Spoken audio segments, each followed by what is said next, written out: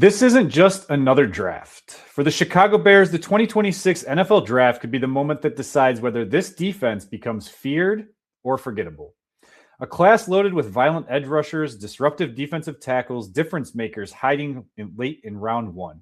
And Chicago, sitting at number 25, right in the pressure zone where patience, panic, and boldness collide. Do the Bears land a cornerstone? Do they gamble on upside? Or do they watch a future star slip through their fingers? Today, we're discussing the DNA of the 2026 draft class, the prospects who could reshape this roster, and names that could have Bears fans losing their minds on draft night.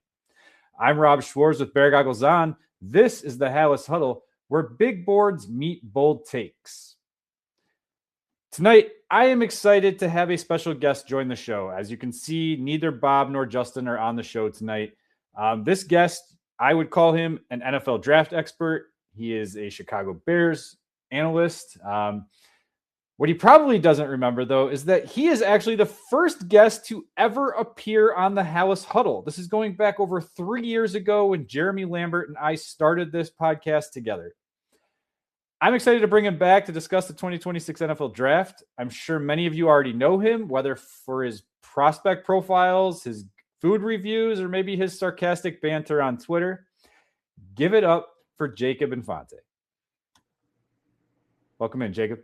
Thank you. Thanks for that. Round of applause. I should have had like that thanks for sound machine going. The kind intro. I appreciate that. Thank you. Yeah, no, I don't know. Do you know that you were the first guest on the show ever? You probably don't. It was a long time ago. I'll admit, I remember doing the episode. I forgot about that until you mentioned it. But once you brought it up, I'm like, okay, shoot, I remember that, because 3 years ago, I remember I was there's a specific room in the University of Missouri Student Center that I took the podcast in, I'm pretty sure. So Yep, that is it. Yeah. So time flies. Yeah, it's crazy. I'm glad to have you back. You've come a long way even from then. I'm excited to have you on. I feel like I try to do a similar thing when I go through draft prospects, but I do not have the time. You know, I joked with you on social media about the fact that you never sleep. I don't know how you have time for all of this, but I do want to also just, let everyone know that you recently accepted a role as a director of media partnerships at Pro Football and Sports Network, PFSN. Jacob is also a Chicago Bears and draft analyst for the Windy City Gridiron. Is there any other handles or sites or events, maybe some wrestling that you want to promote while you're on here? Yeah. So, I did just take a new job with PFSN as the director of media partnerships. I'm very excited. This is my first full week. I've been writing for the website for a little over a year now. And then so to be able to join in a larger capacity is, it's a dream come true, essentially. And yeah, I mean, I'm still continuing my Bears work at Windy City Gridiron as well. And yeah, so for my wrestling, I can't, the tickets are sold out. I guess it's the Jakester effect, whatever. But yeah, March 6th, I'm making my pro wrestling debut at the Hollywood Casino in Joliet for Ego Pro Chicago, and the pre-show battle royal. So it's something that I kept under wraps that I've been training for a while, and now to be able to be a few weeks away from my first ever action, it's pretty exciting. Something I've been working towards for a while now, something I can cross off the bucket list.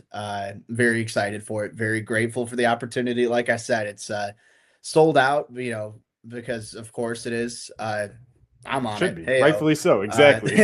But no, yeah. I mean, do you have an intro song? Are you bringing out you're going to come out with the earbuds, wired earbuds and the matcha? We'll see. I'm playing around with a few things. I got a couple weeks to figure all that out. So I've got some ideas, but I'll, the people will see. The people will see in due time once that once that comes through. Well, hopefully some people record it and we can get some of those clips out on social media, because I'd love to see it. All right, let's dive in. We have a lot to discuss. you mentioned ranking your top 100 prospects and watching a ton of tape recently. How would you describe the overall strength and theme of the 2026 draft class compared to recent years? Yeah, so I'd say as far as top end value, it's a little bit weaker. I mean, if anything, I think that kind of benefits the Bears because I look into that 40s and 50s range on my board. There's not a massive drop off from the guys you're seeing in the 20 in around like 20 and 25 in those sort of ranges. I mean, there's a pretty big cluster of fringe first rounders, early day two prospects. I think there's a lot of good value there. Inside the top 10, it's a little bit weaker. I don't think there are really too many blue chip prospects in this class. I think by the time it's all said and done, I mean, I'm still finalizing probably like my last game or two of some of the top guys, but I'm probably going to have fewer than 10 true first round grades in this class, which I mean, that says a lot about, it's a pretty top thin draft class. But I mean, that also says like I think the first two rounds, like from the 20s to about the 50s, there's not a massive drop off in talent, which I think bodes well for the Bears because they have a late first round pick. They also have a late second round pick, though. And I think that with both of those selections, they should be able to get some solid, potential starters. Uh, the actual top 100 itself, it gets a little bit more thin once you get into round three.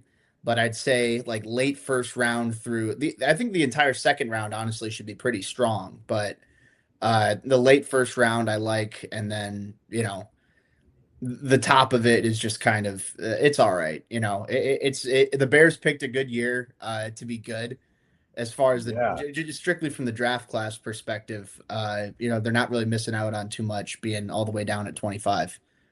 Yeah, I think the big thing is, to your point, like they're not picking in the top 10 for once. That's definitely a bonus for the fact that the top isn't that heavy. I think for me personally, and I typically when I do this, I do it from a Bears standpoint, right? So like I dive in based off of positions I feel like the Bears need. I'm not going out and watching quarterback film really that much this year because why, right? There's no point for me in that standpoint. But like Mendoza and then like Tyson, like those, so like Trinidad isn't coming out, right? So like Yeah. those two are the only two I feel like have a chance to go within those first two rounds, and then that hurts the Bears as far as like guys trickling down a little bit. But yeah, I actually grade a little bit different, and I need to change it. I just realized it this year. So like typically when I do my grading, it's not really a grade. It's like where I think they're going to fall versus also kind of where I think they should be going. For example, I had Xavier Watts last year as a first round pick. I think he went in the third.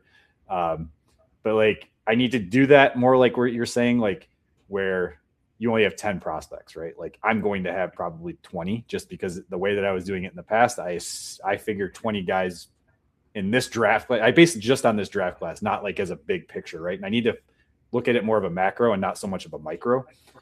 But I agree with you. There's not very many that I see at the top that I think, I wouldn't trade up. That's for sure. Like there's no people that I would really trade up for. If I was the Bears. And maybe moving back to your point, if they can move back a couple spots and maybe gain some ground, maybe in the second round to move up a little bit and get into that top 50, that might be beneficial. Now you said, and I agree with it, the draft class is pretty loaded with edge talent. How does that influence where teams might be willing to reach or wait at certain spots? Maybe specifically with the Bears. Yeah, so I think that it could be beneficial, like especially for some of those teams that need edge rushers who are picking early in the first round. I mean, you have a handful of like you have Ruben Bain out of Miami. He's probably going to go in the top 10. David Bailey out of Texas Tech. There's a good chance he's going to go top 10 as well. But outside of that, you're probably looking at a lot of guys going in the late teens and the early 20s. Like I think Keldrick Falk, he's going to be a first round pick, but I think, people are at least nationally slowing down on him a little bit and recognizing, okay, he's very talented, but he has some flaws. Akeem Mesidor, his tape is tremendous, but again, he's just an older prospect. You need to figure out how to weigh that. TJ Parker, but you're coming from Clemson, had a great 2024, a good 2025, a slight step back. Cassius Howell from Texas A&M, a little bit undersized, a little bit shorter arms, but tremendous athlete. All that being said, there's a lot of talent at edge, but everyone's got their thing. Like everyone comes with like an asterisk or a caveat or something like that. So my thinking is a lot of those teams who need an edge rusher early, I think they're going to wait until the early second round to take somebody. So if I'm the Bears, if you haven't addressed edge rusher going into the draft, then I think it's either first round or nothing. I mean, I think I love the defensive tackle value at 25, and I know we'll talk more about the interior, but uh, at edge, I think they have a chance to get a really good value at 25. But if you're talking late second round, I think a lot of the top guys are going to be gone, honestly. So I think it's going to be interesting to see how that all plays out. But I don't necessarily think. I think the value is going to be a lot better in round one than it will be in round two, just because I think that early round two range is going to be pretty active. I see who your sparring partner is for your upcoming wrestling match. Yeah. I'm getting some good training over here. That's right. quick moves. Yeah, I gotta have quick reflexes, right? So you kind of touched on it a little bit. I think it kind of leads into where I think your mind might be going on this question. But with the Chicago Bears picking late in the first round, what's your draft philosophy for them this year? Do you think they should go best player available versus positional need? And let me preface this with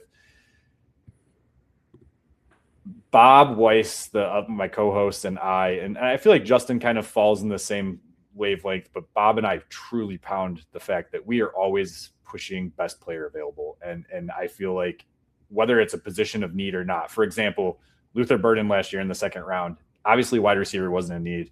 That pick was phenomenal. And I think that we saw that play out this season in a special way. So do you have a philosophy there? Do you change it based off of, each draft class? And how do you feel like they should attack this one particularly, at least at 25? Yeah, I mean, I'm with you. I'm with you guys too. I think best player available is the best way to go. I think you take the best value, whatever you can get it, even if it's a position where you don't have a massive need immediately. I think, good players find a way to get on the field.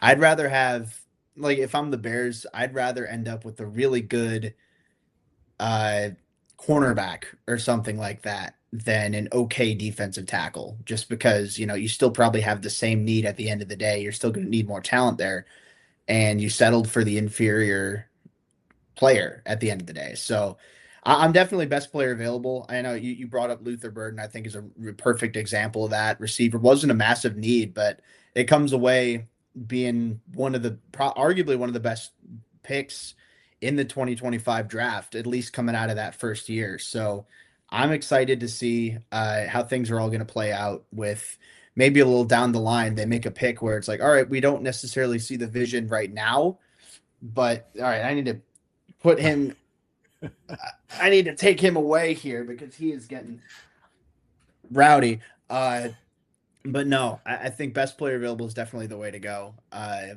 especially look at it like 2027, you have a handful of guys on track to hit free agency. Like Darnell Wright, I anticipate they're going to get an extension done. But when you're looking at DeAndre Swift, Tremaine Edmonds, Tyreek Stevenson, Javon Dexter, guys like that, all slated to hit free agency at the end of 2027, or in the 2027 offseason rather. I don't think you're going to be able to extend all those guys. So I think even if it's a position that you don't need right now, it's something that you could need down the line. So if the value's there, I say go for it. I mean, this won't happen, but for example, let's say Sonny Styles drops to 25. I mean, linebacker is kind of a need, but you take him at 25. Like, I feel like that type of situation, it won't play out that way, but just as an example. 100%. I don't know when I wrote this outline, we were talking for a couple of weeks trying to prep this episode. I don't know if you've written anything else since, and I know you've done a ton of mocks on social media, but in your latest mock draft, you had the Bears selecting a defensive tackle early at number 25. What traits make defensive tackle a realistic fit at that number 25 spot? I think they're going to look for someone who can be like a true 3-down type of defensive tackle. They want to feel confident that not only can they stop the run, but they can provide pressure up the middle, because that was something they struggled with pretty consistently. I mean, Javon Dexter was able to get some sacks, but Grady Jarrett didn't have the year that many were hoping for him. Andrew Billings didn't have the year that many were hoping out of him. Shamar Turner was a little quiet, but and then he moved to edge rusher for a couple of games, and then he got hurt. So that's still such a small sample size. It's tough to really tell exactly where to slot him going into 2026, but I think that they need someone who can generate pressure up the middle. I think that's going to create opportunities for their edge rushers, whether it's Montez Sweat, Austin Booker, Dio Dangbo, or anybody else they bring in this offseason. Uh, so, yeah, I mean, obviously, I think stopping the run is going to be key. And there are a lot of really good run stuffing defensive tackles in this class. But I think if you're looking for someone who can do both, that's probably going to come in round one. So whether it's somebody who's proven as a pass rusher, maybe a little bit better than they are against, stopping the run, or if it's someone who's more experienced stopping the run, but they've shown upside rushing the passer, it's going to be tough to find like a true immediate three down impact defensive tackle at 25. But I think you can certainly draft someone who can become that. So maybe in year one, there's somebody who they factor into the rotation on rushing, passing downs, depending on who it is they end up picking, and then work them into being a three down guy in year two. So there's a lot of really good value at this in this defensive tackle class at 25. I mean, even in round two, if they end up waiting until then to take a defensive tackle, I think there should be some pretty good players still available. So I think above all else, you want someone who's going to be able to rush the passer in some capacity. Like it's nice to have a big bodied run stuffer, but at the same time, I think the pressure along the interior was desperately lacking this year. So I'm gonna put a name out there because I don't feel like he necessarily fits the mold that you just described. He's an instant run stuffer in my opinion, and I think he could honestly start as their nose tackle right away, just based off of how we saw Andrew Billings play, who might not even be on the roster this year. He's a free agent. How we saw Grady Jarrett play last year.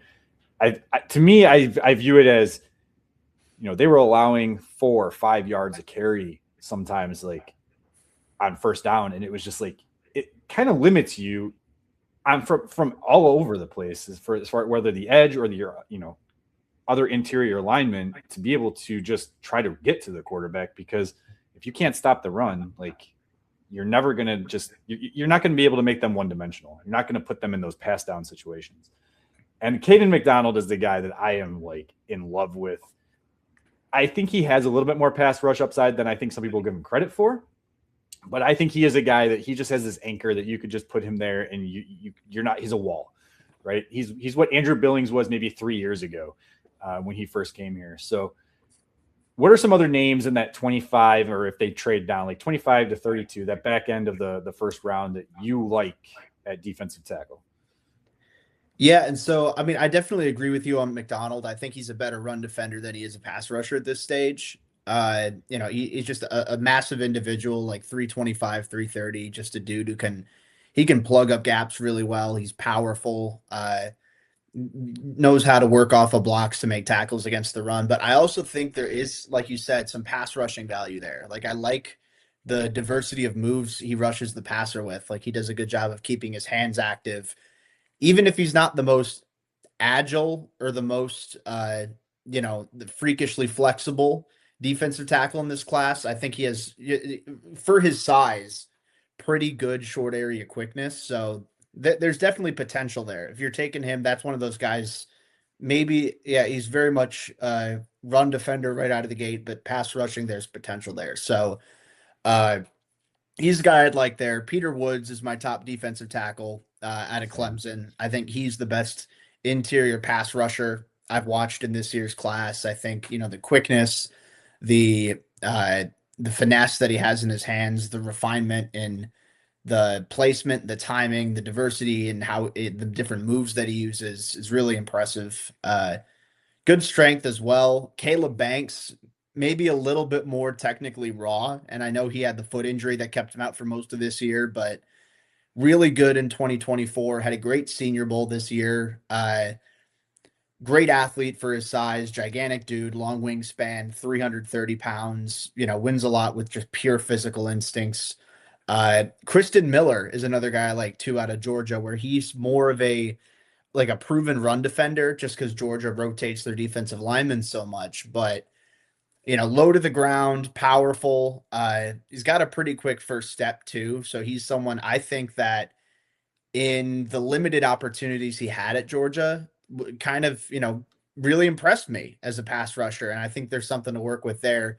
And then Lee Hunter's the last guy out of Texas Tech. He's a freak of nature, right? Where he's, 330 pounds, just a really impressive athlete for that size, freakish quickness for such a big dude, raw power is phenomenal. He's a nasty player. Again, got some, a little rough around the edges, but there's a lot of potential there. So those are my top 5 guys. I'd go Woods, McDonald, Banks, Miller, Hunter in that order currently. Banks and Miller are pretty close. I might end up flipping that depending on how the my final game or two of both of those guys go. But I feel pretty confident that my top 5 are going to be some combination of those guys in that order. That makes me feel good because I have the exact same 5, not in the exact same order, but I do have Peter Woods number 1, and I have him in his own tier. I think that he's the top tier of the defensive tackle class. I just don't know if he's going to make it to 25. Yeah. Yeah. I mean, I don't know. I see some mock drafts that have him falling to 25 or some big boards that have him going in, have him ranked in the early 30s. So, I mean, I'm with you. I have him a lot higher than that, but who knows? Right. Like I said, I had Xavier Watts as a first round pick and he went in the 3rd. So things happen. Yeah. What about defensive ends? So sorry, I lost my spot here. Are there any edge rushers that you would also maybe just throw out names in that area that you would be okay with them taking if they went in that direction instead of defensive tackle? Yeah, definitely. I mean, so my top choice, if he's there at 25, as far as edge rushers go, would probably be Akeem Mesidor out of Miami. And I've already heard people say like, oh, we don't want a guy who's 20, he's going to be 25 years old as a rookie. Bayless Jones, like right? Yeah, yeah. And like I understand from that point, but that's also why he's not going in the top 10. Like I think it's a different scenario where you have a really, really good football player and he could potentially fall into your laps because he's, maybe 2 years older than your typical senior. I think that it shows in how refined he is as a pass rusher, how he can, string moves together, how he can win with, a variety of different approaches off the line of scrimmage as a pass rusher, his strength as a run defender, his short area quickness, even if he's not the most like elite flexible guy, like he doesn't stand out as, stiff as a board, super upright in his pad level. Like he's stout. He's got good bend in his knees, even if the agility isn't elite.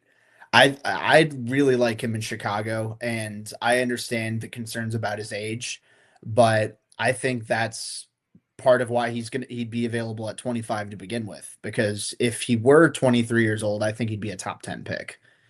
So yeah.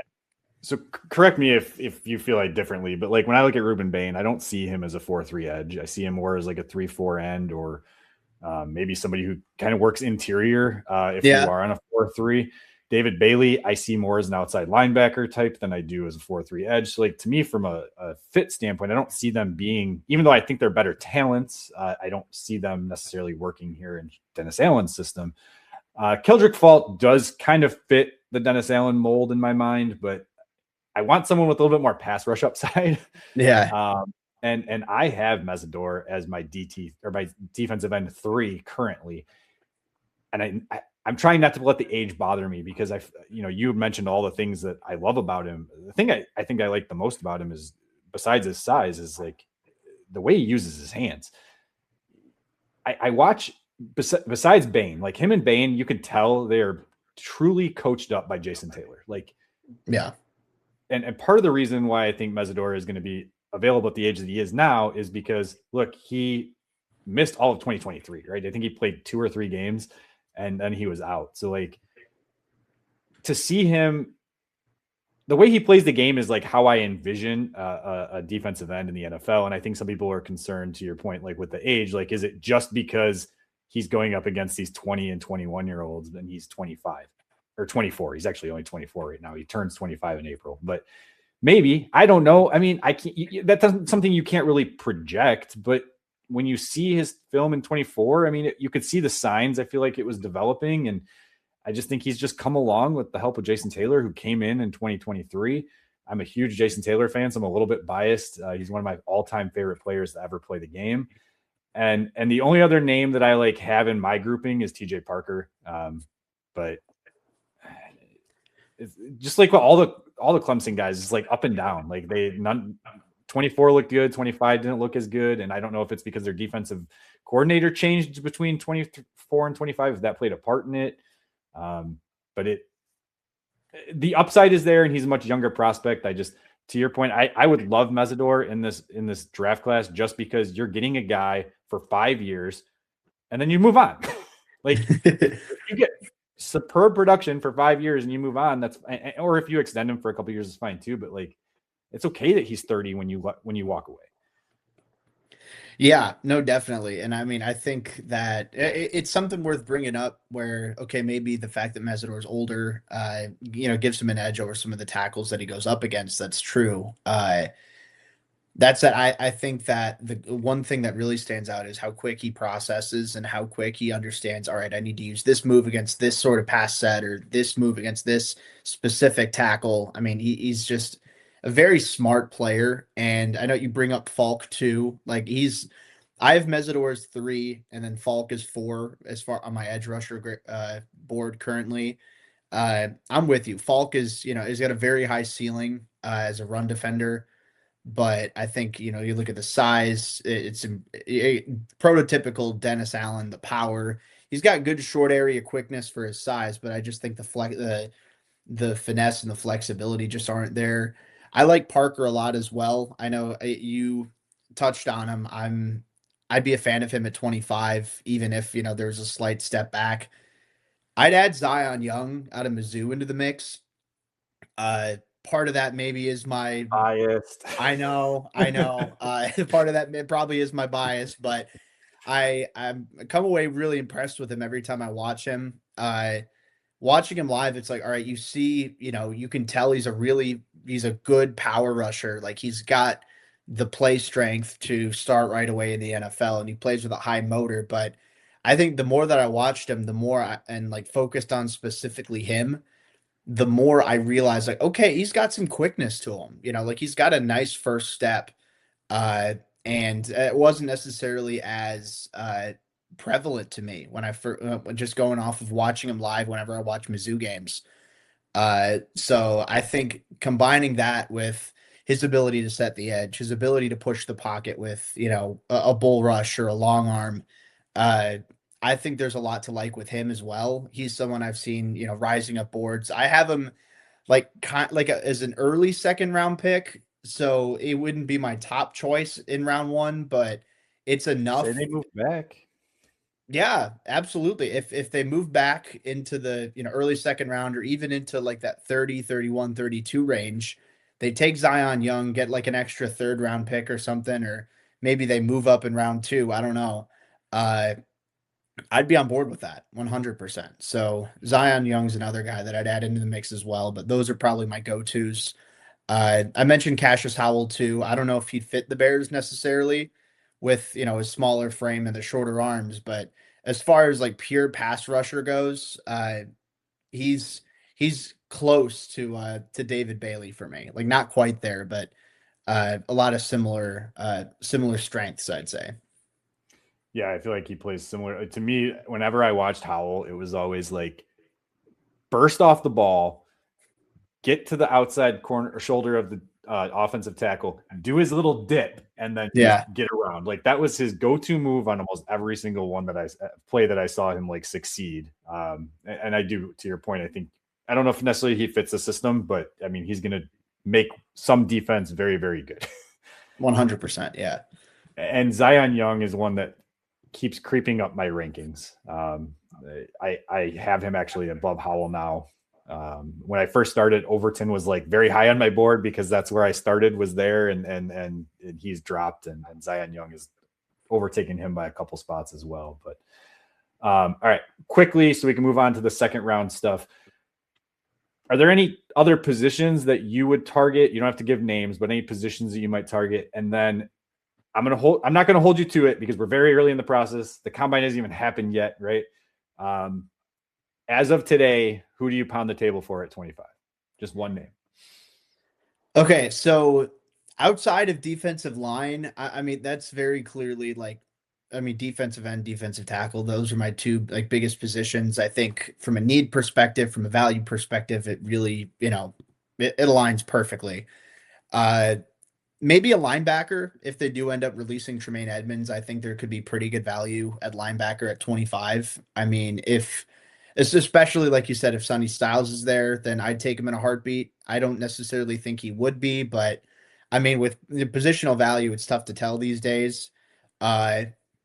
So I'd say maybe linebacker is the only other position. I don't think you go tackle that early. I don't necessarily think you need to from a long-term from a long-term perspective. I have faith in Ozzie Trapillo to recover well, but I don't know. Obviously, they're the ones, the everyone in the Bears organization, they're the ones who have the medicals on him, so they'd have a good understanding of what his future is going to look like. So if I had to pound the table, right now it's Peter Woods. Again, I don't know if he's going to be there. That's my top overall choice as far as somewhat realistic options go. I think he's got the best potential to be the best 3-down defensive tackle in this class. Someone who can defend the run at a high level, someone who can rush the passer at a high level. He's the guy for me. And again, there's no guarantee he's going to be there. I'd say Woods and Mesidor are probably my two favorites. And then if I had to go someone maybe a little bit more realistic, Caden McDonald, I guess that'd be my top 3 right now. So I'd say all things considered equal, though, Peter Woods is the guy I'm hammering the table for if he's there. All right. So Halas Huddlers, go look up those 3 guys. Those are the guys you want to hope names you get called for on number 20 at number 25 in the first round. All right, let's move on to the second round. We'll try to get through this a little bit faster. Sorry, I kept talking and rambling about certain guys here, but looking at second round grades, are there any that you would consider a slam dunk in the second round? And I know, we've talked on Zion Young, obviously could be an option, but maybe some names that we haven't touched on. Yeah, so along the defensive line, 2 guys I'll single out are Daryl Jackson Jr., the defensive tackle from Florida State, and R. Mason Thomas from Oklahoma, the edge rusher. I'll touch quickly on both of those guys. Daryl Jackson, he's a pro-ready run defender, super long arms, freakish athleticism on tape. It was something nuts. Like they timed him, like with Florida State's GPS system, they timed him at like 20 miles an hour or something crazy like that at like 315, 320. I mean, he's a freak of nature. Little stiff in the hips, but that's all right. I think he's going to defend the run well, and he's got some good potential with that athleticism as a pass rusher. And then R. Mason Thomas he kind of fits in the mold of, the Cassius Howell, the David Bailey, where not a perfect one-to-one translation in that I think they're definitely more situational pass rushers, but Thomas is quick off the ball. He's flexible at the top of his arc, quick hands. He's got a variety of ways he could beat you. Not necessarily so much with power, but with finesse for sure. But I really think it's safety in round 2 is I think where I really like the value there. I think that I don't anticipate Emmanuel McNeil Warren's going to be there. I don't necessarily anticipate Dylan Thienemann's going to be there. If he is, I think Thienemann, if he was available in round 2, I'd sprint to the podium and take him. But even then, I think there's really good value. AJ Halsey out of LSU, he's about 220 pounds, just a really hard hitter, aggressive, sort of strong safety type, but also someone who can make plays on the ball and someone who can get underneath the ball and track and make big plays. Kamari Ramsey, another, he's more of a fluid type of free safety type of prospect, but again, someone who can make plays on the ball. He's a capable downhill defender as well. And a little further down the list, you get like a Zakee Wheatley, who's a hard hitter, Penn State.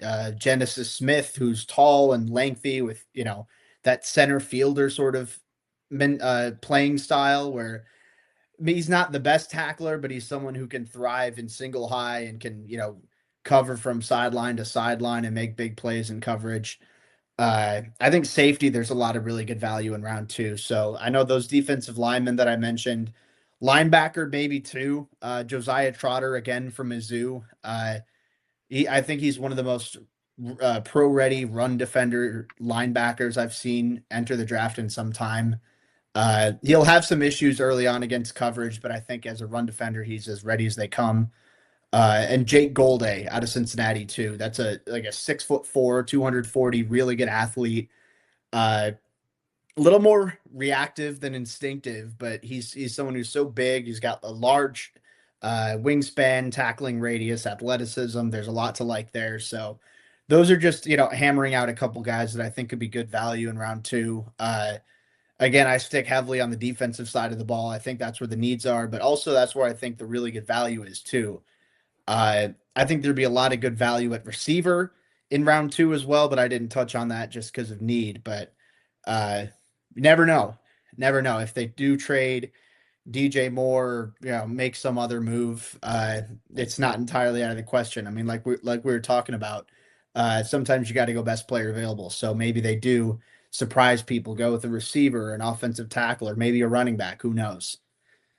Yeah, that's the another position that I've really not dove into very much. Just like a couple guys like, what is it, Malachi Lemon, and that's only the top 2 guys that I've really watched or watched while watching other plays, and you just happen to see them because they stand out, right? Yeah. Are there any guys that you would get really pissed that I keep bringing up Xavier Watts. I was pissed that he went all the way to the 3rd round. I was mad that the Bears didn't take him in the 2nd. And then he had a great year and proved, what I thought would happen. Right. But again, you say you're biased with Mizzou. I'm biased with Notre Dame. Not that I went there, but this has always been my favorite collegiate team. Would there be anyone that you'd be pissed about if they dropped out of like the 1st round? Or let's make it out of the top 50, because I feel like you said like that 20 to 50 range, right? Like if there was someone who dropped out of the top 50. Yeah. So I'd say I'd include Zion Young there as part of my Mizzou bias. Kristen Miller out of Georgia, I think, is someone that I'd be pretty upset if he fell all the way to the Bears in round 2 and they didn't take him. And then Dylan Thieneman too. He's someone where I love the versatility he plays with, the aggression. He's a willing, capable downhill defender, physical, able to make plays on the ball. He's intelligent. Look, I don't think he's going to be that guy who's going to test insanely well. I was also very high on Malachi Starks coming out of Georgia last year, and he didn't test insanely well either. To me, it's the eye test of what he can do in coverage, his ability to move all across the defensive backfield, and his ability to pick up on route concepts and make plays. I had Starks higher than I have Thieneman this year, but still, I think Thieneman's someone where he's a top 30 prospect for me in this class right now. If he falls to outside of the top 50 and the Bears have a chance to take him and they don't, I'll be a little bummed probably. But so those 3 guys are probably the ones that I'm going to circle and be like, okay, if they fall, I'm going to be a little disappointed about that. All right. Again, more names to keep an eye out for, kind of watch to see where they go. Let's move on to round 3. In your mock, you had Derek Moore, a name we have not mentioned yet, go in round 3. What stood out to you on film that puts him ahead of others in that area of that part of the draft? Yeah, so I watched Derek Moore a decent amount in his 2024 tape. I liked what I saw from the the acceleration, the ability to kick inside at some point if need be too. But I think in 2025 he really improved his speed to power. I think his bull rush and his long arm both looked a lot better over the course of the season. And obviously, there's that one viral play he had at the Senior Bowl where he just absolutely massacred. It was Markel Bell out of Miami. He was like 6'8", 340, just a massive dude. And Derek Moore just drove the pocket and buried him And I think that kind of shows what he can bring as a pass rusher, that element of power and that first step quickness where, okay, maybe he's not the most bendy edge rusher in the class, and maybe his spatial awareness as a run defender needs to improve a little bit. That's why I have him in that round 3 range, but I think he's someone he can win with speed to power. He can, beat guys with an explosive first step. He can push them back in the pocket through contact. I think there's a lot to like there. So Derek Moore is somebody, not in that top tier of edge rushers for me, but I have him like round 3 is probably the best spot where I'd put him. If the Bears take him, if they don't go with an edge rusher in the first 2 rounds, they wait until round 3 and they still end up with Derek Moore, I'd be pretty happy with that, honestly. Yeah, because I mean, you're not bringing him a guy in like that to start. You got Austin Booker, you got Montez Sweat. We have no idea what's going to happen with Dio coming off the Achilles. I mean, that could take some time for him to get back to where he needs to be. But yeah, obviously, he's a rotational piece to start, right? So it's like that's what you would want from your 3rd round pick, and honestly, it would probably be the best 3rd round pick that Ryan Poles has made. So. Yeah, that's not a super high bar though, unfortunately. So maybe just really quick, what would you tell Ryan Poles needs to be focused on in that 3rd round from like an under the radar, like attributes, like what traits should be looked at there, and maybe not just looking at, RAS scores? I'd say productivity. I think that there are still players in college football who can produce very well with a raw skill set, winning with just speed, power, regardless of the position, whatever it might be. I'm looking for someone who's been productive at the collegiate level. So maybe they don't have the deepest arsenal of pass rushing moves along the defensive line, or maybe their pad level's a work in progress along the offensive line. But if they've proven, because when you look at the 3rd round picks, I mean, Velus Jones, he was a complimentary weapon at Tennessee. It took him until his 6th year to do anything really on offense, and he still had a pretty thin route tree. Zach Pickens, all the tools in the world, didn't really produce incredibly well at South Carolina. Karan Amagaji, I hate to give up on that because that was I didn't like the Velus pick. I didn't like the Pickens pick. Karan, I was intrigued by. I still have faith maybe he'll be like a good swing tackle, but again, you have a small school prospect coming off of a season-ending injury who was raw to begin with. I mean, I think it was good value for Karan to go in round 3, but I think he just ended up with the wrong team. Unfortunately, they needed like more of an immediate contributor that would have been much more beneficial for them than like a raw prospect who can develop. They weren't in the position to take a player like that, I don't think. So now maybe things are a little bit better. Maybe give him a little chance to develop, but I'd look for someone who's, has a more proven track record of success. Someone more like like we were talking about, like a Derek Moore, someone who's, been able to win at a high level in college, even if they're not the most refined prospect at their respective position. But someone who's got a pretty high win rate, regardless of whatever position it might be. Well, hopefully Ryan Poles is listening. So I if hope not, so. I'll snip it and I'll find a way to get it to him. All right, let's move on to day 3. Do you have any sleepers rounds 4 through 7 that you think could outperform their draft position and become impact players? And don't tell me anyone that's named Ruben Hippolyte.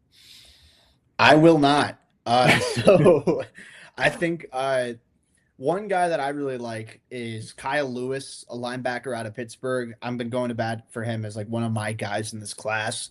I have him as a top 100 player in this class, and the consensus does have him in day 3. So he's a little bit smaller for a linebacker, which I think is part of why he typically falls into day 3. But I think he's a really good coverage defender. He's someone who's explosive, changing direction laterally, accelerating out of his breaks and coverage. Very good route recognition in man or in zone, whatever it is. That he's going to understand his assignment and get in the right position. And he's got high motor in run support as well. So he's someone I think can really contribute at a high level.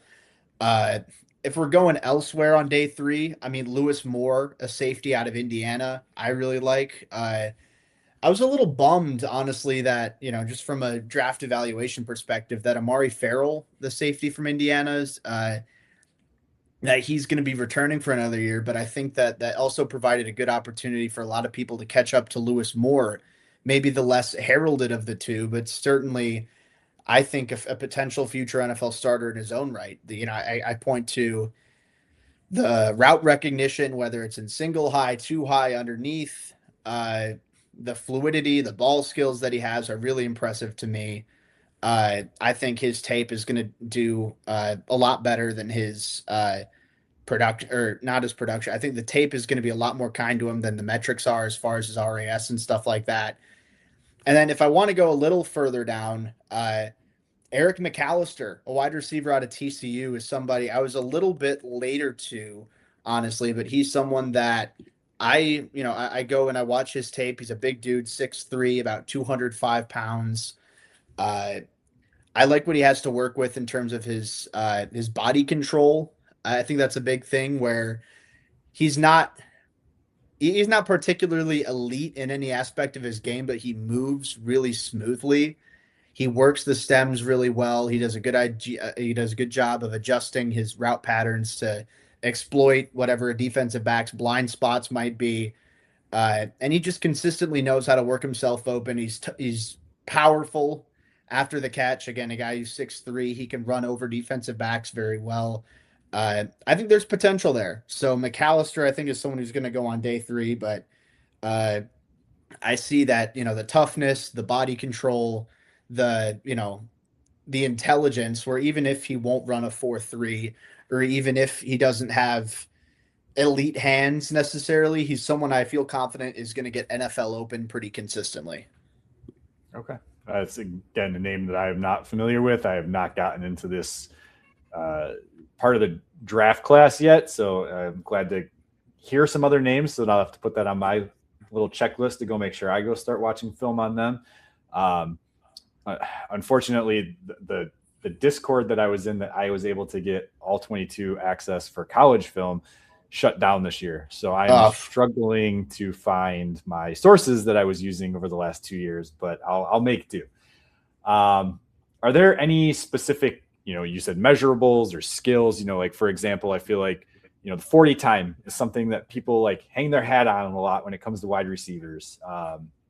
Is there anything like that you feel is either undervalued or maybe overvalued, positional wise, skill set wise, that people kind of just grasp and hold on to too much at this time of year? Yeah. I mean, like you mentioned, the wide receiver position in particular. I know a lot of people love to obsess over, the 40-yard dash, the RAS, how big they are, how high they jump, stuff like that. You look at some of the, as my cat's trying to yank my tablecloth down as we're speaking. He's just a rascal today. What's the cat's name? Gnocchi. Gnocchi. So I'll bring him up here. Hold on. He's, wait, here he is. Welcome to the show. Thank you. He's being very it's dinner time. foolish today. So he's, I don't know. He every once in a while he gets into one of these moods where he wants to hunt, and I'm the only thing he has. So he has to make do with me. So, but anyway, but yeah. So like I look at a wide receiver in particular. I'll stick with that. I think there's, a lot of obsession over the physical tools, but I think that the body control and the route running intelligence, I think, are things that people tend to overlook a little bit. Where you look at some of the, like some of the top receivers in the NFL right now, maybe they didn't necessarily run the fastest 40-yard dash, or they weren't the flashiest, athletes on tape, where there were concerns about, is Jackson Smith and Jigba an elite athlete? Didn't necessarily matter because he had almost 1,800 receiving yards this year. Puka Nacua didn't necessarily run incredibly fast, but he led the league in receptions this year. George Pickens, I mean, fast for his size, but not like a 4.3 speed demon or anything, but he won a lot with his physicality, his body control. Amon-Ra St. Brown, Chris Olave, Nico Collins, guys who kind of fit into that mold of there were some concerns about speed early on, but they're just so savvy and intelligent in how they work themselves open. I think that that's the most important thing. And that's why uh, you look at some of the, the size speed guys like, I don't know, like Quentin Johnston, for example. He's been solid, but he's had a steeper learning curve than other guys in his class, like Smith and Jigba or Zay Flowers or someone like that, where they have like a more polished route tree coming out. They have the ability to contribute right out of the gate. So, uh, that's one thing I'd say for receivers in particular. I like to hone in on where I mean, obviously it's nice if they're incredibly athletic, and that's an added bonus if they have the route running IQ and the awareness and the footwork and the speed to work with. But I'm more of a footwork guy than I am a pure 40-yard dash sort of guy for receiver. Yeah, I feel like 40 times overhyped for most positions. For example, your defensive and offensive lineman, I don't care how fast they can get to a 40-yard dash. Your 10-yard split is way more important to me. The 3-cone drill for the defensive end position is way more important to me. I want to see how they can move. Yeah, so good point all around. I'm going to skip some of the stuff that I had in the outline just so we can move along a little bit because it's running longer than what I anticipated. I apologize. If you could script the Bears' first 3 picks in the draft today, who would they be? And you don't even have to give your full definition on why if they're players we've already talked about.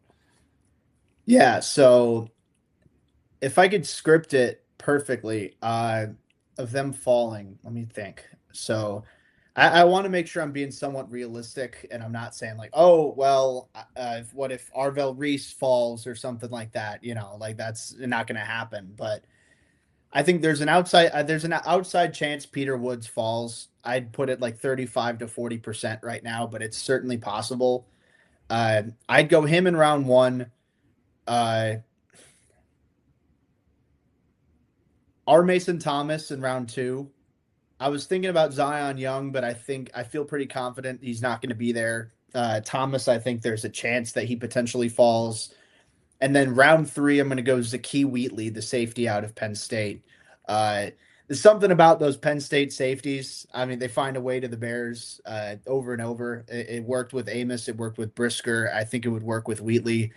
And they're similar players too, where they're explosive in a straight line. They're hard hitters. They're physical tacklers. Again, maybe not your rangy sort of center field type of guys you can have in roaming up high and single high and just going nuts, but have them cover underneath, have them play in the box, have them hit hard. I think that's the type of mentality that Wheatley hits, and he's an intelligent player. So I'd go those 3 players, and then in round 4, Kyle Lewis. I know you said the first 3 rounds, but I wanted to expand into round 4 just so I could secure Kyle Lewis because I like I'm going to have to watch him because I haven't watched him. I've heard good things. I've heard some people think that he's kind of a tweener between safety and linebacker. So I'm going to have to go watch that. But look, the last tweener safety linebacker we had in Chicago was Brian Urlacher, and that worked out. So yeah. So there you go. Yeah, basically Kyle Lewis, Brian Urlacher, same guy, pretty much. Well, no, but it's still he's got his flaws. Obviously, smaller guy, is taking on blocks a little suspect, but he's a sideline to sideline guy, and I love what he can do in coverage. So when you have TJ Edwards, in coverage where he's not the most agile sort of guy, I think you need some sort of reassurance there, somebody who can drop back into coverage, and Lewis is one of those guys. All right, I will go watch his film. So some quick ones, real quick. We didn't really touch on offense. I think that's kind of obvious that we think this is going to be a heavier defensive draft, just like last year was a more offensive centered draft. And I think the prospects kind of fall in line with that for the most part. Are there any offensive players that you just want to plug really quick that you could be excited about if the Bears were end up drafting them at some point? Yeah. So on offense, I'm looking at offensive tackle as reassurance if Ozzie doesn't bounce back, and then wide receiver. I'd love just a complementary speed sort of weapon, whether that's round 3, round 4, whatever. I don't think it's one they obviously have to do in the in the first 2 rounds. But say if Brennan Thompson out of Mississippi State is available in round 3, then he's someone I think he's probably, at least off of my film grade, he's the fastest receiver I've watched in this class. I think his burst off the line of scrimmage is tremendous. His ability to stretch the field vertically, really good. He's explosive as a route runner, coming out of his cuts, shifty after the catch. Again, a small guy, but as like a wide receiver 3, as a pure speed threat, I think that's the one archetype the Bears are missing in their receiver room right now. They have some size with Odunze. They have good yak ability with DJ Moore and Luther Burden. Jade Walker's another big size threat, but I'd love to see them add just a pure speed guy who can just, whether you have him underneath on drag routes and, dump it off to him and have him making plays in space, or just have him run a go route and just have him go nuts. Brendan Thompson would fit that bill well. Zachariah Branch from Georgia is another one of the fastest receivers in this class. I have him a little bit higher, but I don't think there's a massive gap between the two necessarily. Let's see. I'm trying to think of it. I want to add like one more receiver. How about Tyron Montgomery? Tyron Montgomery is on. He's a day 3 guy for sure.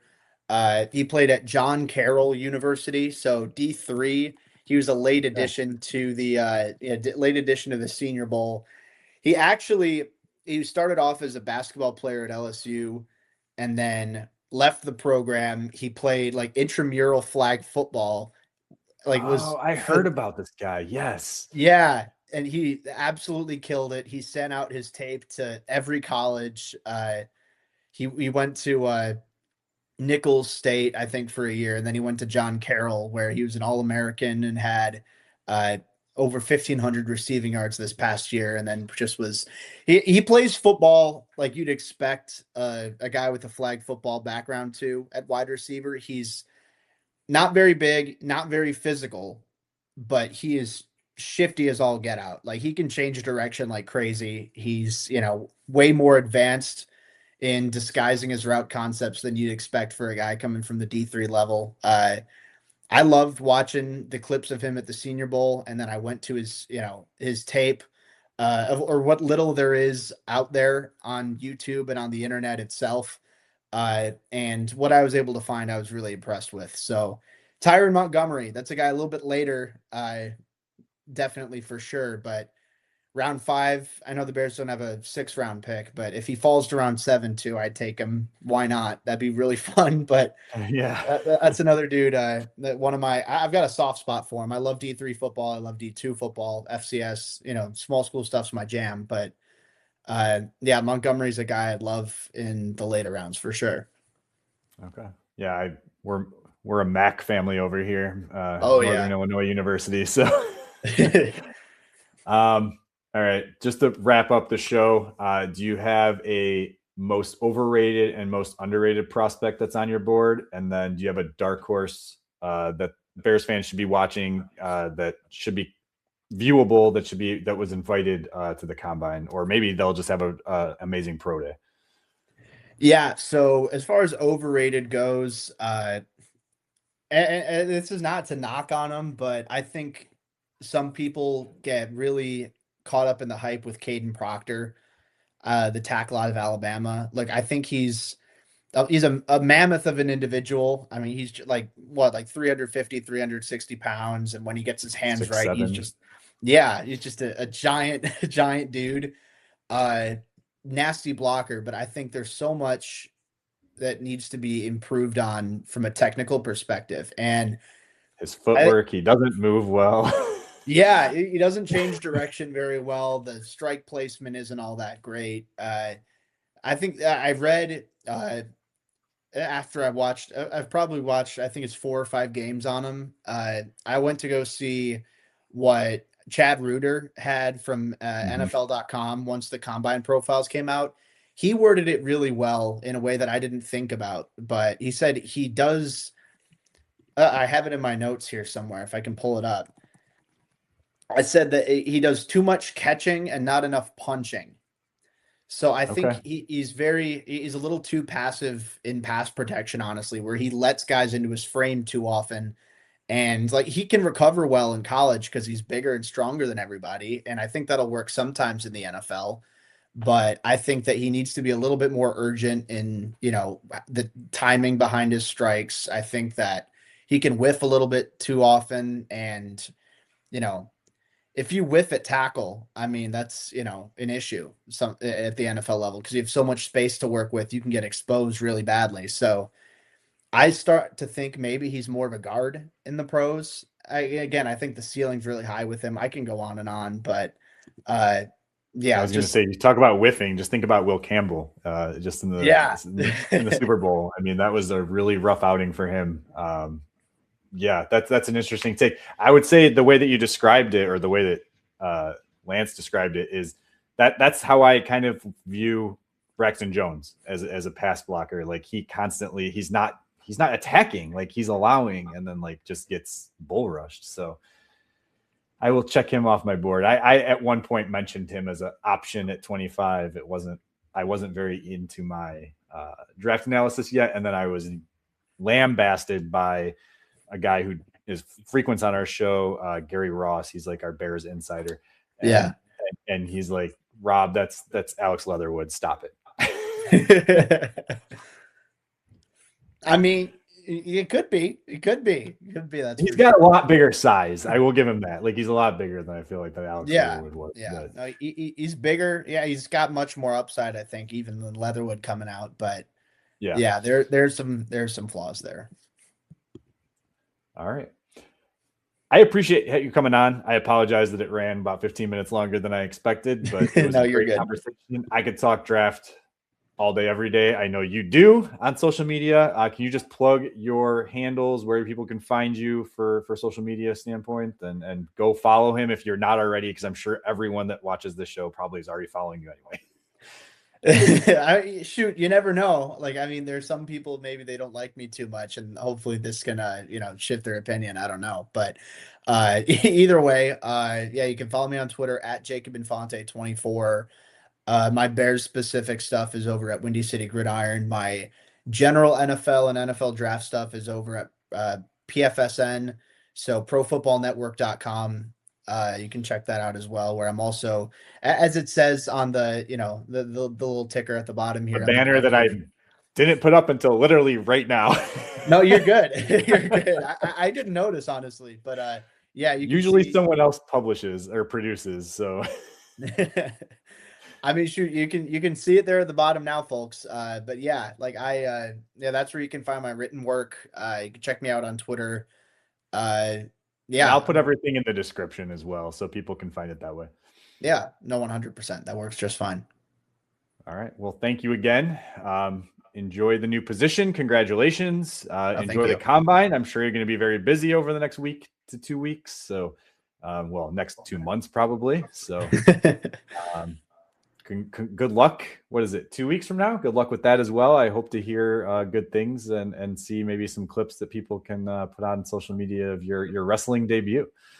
Yeah, we'll see if someone can get a clip of me getting tossed over the top rope. I feel like there would be a lot of people who'd want to see that. So we'll see what happens. We'll see what comes out of it. But either way, I'm really stoked for it. So I appreciate that, Rob. Thank you.